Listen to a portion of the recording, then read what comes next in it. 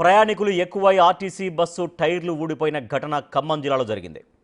భద్రాచలం నుంచి మణుగూరు వెళుతున్న పల్లె వెలుగు బస్సు ప్రమాదానికి గురైంది. ఊడిన టైర్లు బస్సు వెనుక వస్తున్న స్కూటీ మీద పడిపోవడంతో ముగ్గురికి తీవ్ర గాయాలయ్యాయి. మరోవైపు బస్సులో ఉన్న ప్రయాణికులకు కూడా గాయాలయ్యాయి. ఈ ప్రమాదంతో 5 కిలోమీటర్ల మేర ట్రాఫిక్ జామ్ అయింది.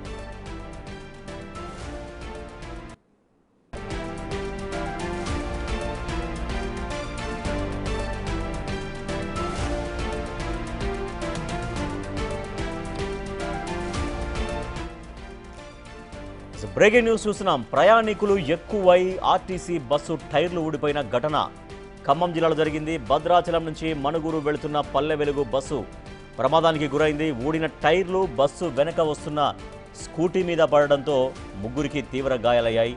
మరోవైపు బస్సులో ఉన్న ప్రయాణికులకు కూడా గాయాలయ్యాయి.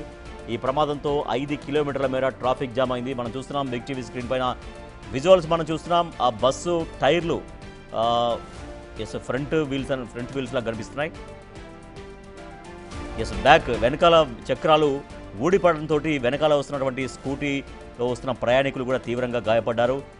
స్కూటీ కూడా అక్కడ పక్కన చెట్ల పొదల్లో పడినటువంటి విజువల్స్ మనం చూస్తున్నాం. మా ప్రతినిధి భాస్కర్ మరింత సమాచారం అందిస్తారు. భాస్కర్, ఏకంగా బస్సు చక్రాలు ఊడిపోయినంత ప్రమాదం ఏం జరిగింది, ఎందుకు జరిగింది? ఆ బస్సు అంటే కండిషన్ కరెక్ట్ లేదా, ఏం చెప్తున్నారు?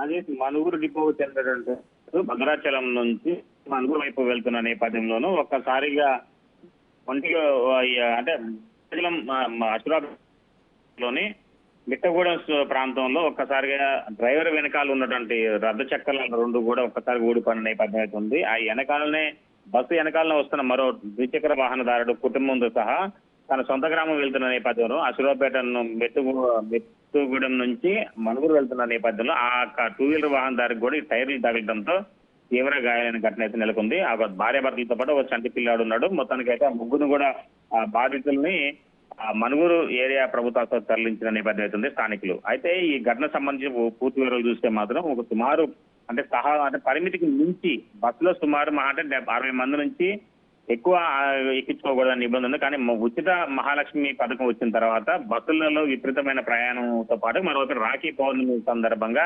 మహిళలంతా కూడా తమ అన్న తమ్ముళ్లకు రాఖీ కట్టేందుకు దూర ప్రాంతాలకు వెళ్తున్న నేపథ్యంలోనూ ఒక్కసారిగా ఆ పరిమితికి మించి అంటే 100 మంది పైగా అంటే 110 మంది పైగా బస్సులో ఉన్నట్లు కూడా కండక్టర్ దగ్గర ఉన్నటువంటి రికార్డు చెబుతున్న నేపథ్యం అయితే ఉంది. ఫలితంగా చూసుకుంటే తహతుకు నుంచి ప్రయాణికులు ఎక్కడంతో మరోవైపున ఆ ప్రయాణం బస్సు టైర్లు ఒక్కసారిగా వెనక వైపున డ్రైవర్ వెనక వైపున రథ చక్రం మొత్తం కుడివైపున మొత్తం కూడా ఒక్కసారిగా దూరపడడంతో కూడా అప్రమత్తమైనటువంటి డ్రైవర్ చాకచక్యంగా బస్సును కంట్రోల్ చేసి ప్రాణాపాయం లేకుండా తప్పించి సేఫ్ గా బయటకు ఆపిన నేపథ్యం అవుతుంది పక్కకు. మరోవైపున ఈ ఘటన సంబంధించి ఈ సుమారు 5 కిలోమీటర్ల మీదుగా ట్రాఫిక్ జామ్ అయిన పరిస్థితి నెలకొంది. అయితే అంటే బస్సు జనరల్ గా బస్సు వెనకాల చక్రాలు డబుల్ టైర్స్ ఉంటాయి.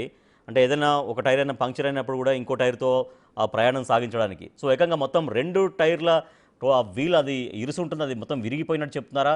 అసలు బస్సు కండిషన్లో ఉందా? డిపో అధికారులు ఏం చెప్తున్నారు ఈ ప్రమాదం గురించి? ఆ ఇరుసుకు సంబంధించిన వీల్ పాయింట్ జాయింట్ పాయింట్ మొత్తం ఏదైతే వీళ్ళు బోల్టింగ్ చేసుకునేటువంటి వీళ్ళు ఉంటుందో ఆ మొత్తం కూడా ఒక్కసారి ఊడిపడడంతో అదంతా కూడా ఘటనకు దారితీస్తుంది అనేది అక్కడ ఆర్టీసీ అధికారులు ఒక అంచనాకు వస్తున్నారు. ఈ ఘటనకు సంబంధించి ఒక్కసారిగా ఒక బస్సు బయటికి వెళ్ళాలి అని అంటే ఆ బస్సు సంబంధించిన ఫిట్నెస్ కానీ అన్ని కూడా రెగ్యులర్ గా చూసుకోవాల్సిన బాధ్యత సంబంధిత ఆర్టీసీ అధికారులకు ఉంటుంది. కానీ పల్లె వెలుగు బస్సు సంబంధించి కూడా ఒకసారిగా ఫిట్నెస్ కూడా చూసుకున్న నేపథ్యం ఇదంతా హైయర్ బస్, ఇదంతా కూడా గవర్నమెంట్ హైయర్ బస్ లెక్క కనపడుతూ ఉంది ఈ పల్లె వెలుగు బస్సు. ఫలితంగా చూసుకుంటే ప్రైవేట్ వాళ్ళ నిర్వాహకం ఏమైనా ఉన్నదా అనేది అంటే వాళ్ళ యొక్క నిర్లక్ష్యం కూడా ఉన్నదా, ఎందుకు ఫిట్నెస్ చక్కగా చూసుకోలేకపోతున్న దానిపై కూడా అధికారులు అంచనా వేసిన నేపథ్యం అవుతుంది. హైయర్ బస్సా లేకపోతే ఇది అంతా కూడా ఆర్టీసీ సంబంధించిన బస్ అయినా గవర్నమెంట్ బస్ అనేది కూడా రెండు వైపులు అంటే ప్రైవేట్ నుంచి హైయర్ తీసుకున్నారు మరోవైపున, లేదా ఒకవేళ బస్ డిపో ఒకవేళ గవర్నమెంట్ బస్ అయితే కనుక ఈ బస్సుకు సంబంధించి ప్రతిరోజు ఫిట్నెస్ చూడాల్సిన బాధ్యత డిపో అధికారులకు ఉంటుంది, మెకానిజం చేసే మొత్తం టెక్నికల్ ఆఫీసర్స్ కు. అయితే ఈ సరైన దీనికి సంబంధించి ఎలాంటి టెక్నికల్ పర్సన్స్ దీని మీద అజాగ్రత్త ఉండటం వలన ఈ ఘటన దారితీసిందా, లేకపోతే పరిమితికి మించి ప్రయాణికులు ఉండటం వలన కూడా ఈ ఒక్కసారిగా ఈ ఇరుసు అనేది మొత్తం కూడా ఇరిగిపోయింది అనే దానిపై కూడా అధికారులు అంచనా దానిపై దర్యాప్తు చేపడుతున్నారు. మొత్తానికైతే పెను ప్రమాదం తప్పించని చెప్పుకోవచ్చు రాజేష్. ఎందుకంటే 110 మంది పైగా ప్రయాణికులు ఉన్న బస్సు ఒక్కసారిగా రెండు టైర్లు ఒక్కసారిగా ఆ జాయింట్ మొత్తం కూడా ఊడిపోవడం తోటి అదుపు తప్పి ఇంకా జరగని నష్టం జరిగింది. ఇంకా వెనక నుంచి ఇంకా వేరే ద్విచక్ర వాహనాలతో పాటు ఇంకా ఆటో లాంటి ఇంకేతర టెరిస్ట్ వెహికల్స్ అయినా ప్రయాణం ఉన్నట్టయితే ఆ బస్సు కదా ఉల్టా పడి ఉండేది. కాదు బస్సు కూడా స్లోగా ఉండటంతో కూడా కాస్త స్పీడ్ తగ్గించడంతో కూడా పెను ప్రమాదం తప్పించని చెప్పుకోవచ్చు. రాజేష్ మొత్తానికి అయితే మాత్రం బస్సులో ఉన్న వాళ్ళకంతా కూడా స్వల్ప గాయాలతో బయటపడ్డారు. మొత్తానికైతే ఈ ఘటన సంబంధించి మధుర డిపో మన మనుగురు డిపో చెందినటువంటి డిపో మేనేజర్ కావచ్చు లేదా బస్ డిపో సంబంధించిన టెక్నికల్ టీం మొత్తం కూడా అప్రమత్తమైంది. దీని ఘటనకు సంబంధించి ఖమ్మం రీజనల్ మేనేజర్ కూడా దీనిపై ఆరా తీశారు.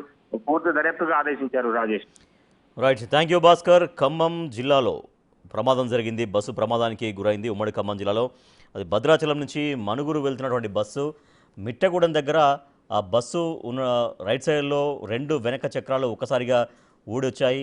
సో అది కొంత బస్సు స్పీడ్గా లేకపోవడం వల్ల చాలా వరకు కొంచెం స్వల్ప గాయాలతో బయటపడ్డారు ప్రయాణికులు.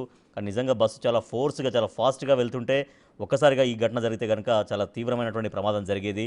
బట్ ఈవెన్ ఆ చక్రాలు ఊడి బయటకు రాగానే వెనక నుంచి వస్తున్నటువంటి ఒక ద్విచక్ర వాహనం ఆ స్కూటీ, సో వాళ్ళకు అది ఢీకొనడం, సో ఆ స్కూటీ కూడా ఎగిరి అక్కడ మనం పొదల్లో చూస్తున్నాం అక్కడ పడిపోవడం. సో దాంట్లో ప్రయాణిస్తున్నటువంటి స్కూటీ మీద ప్రయాణిస్తున్నటువంటి ఒక ఇద్దరు వ్యక్తులు కూడా స్వల్పంగా గాయపడ్డారన్నట్టుగా సమాచారం మనకు తెలుస్తోంది.